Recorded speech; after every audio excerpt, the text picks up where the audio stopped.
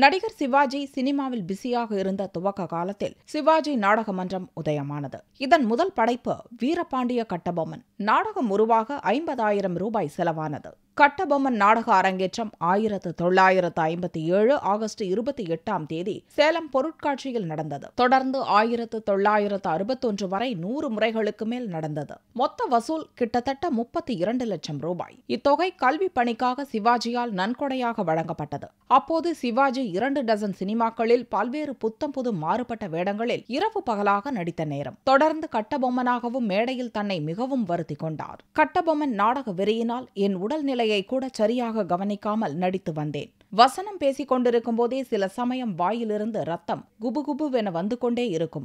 அதையும் பொருட்படுத்தாமல் நடித்துக் கொண்டே இருப்பேன். மூக்கிலும் வாயிலும் ரத்தம் கொட்டுவதைக் கண்டு ஜனங்கள் ஐயோ ஐயோ என்று பதறுவார்கள்னு சிவாஜி சொல்லியிருக்காரு. கிஸ்தி, திரை, வரி, வட்டி. வானம் பொழிகிறது, பூமி விளைகிறது, உனக்கு ஏன் கொடுப்பது கிஸ்தி? எங்களோடு வயலுக்கு வந்தாயா, ஏத்தம் இறைத்தாயா, நீர்பாய்ச்சி நெடுவயல் நிறைய கண்டாயா, நாட்டு நட்டாயா, களை பறித்தாயா, களனிவாழ் உழவருக்கு கஞ்சி கரையும் சுமந்தாயா, அங்கு கொஞ்சி விளையாடும் எங்குல பெண்களுக்கு மஞ்சள் அரைத்து பணிபுரிந்தாயா?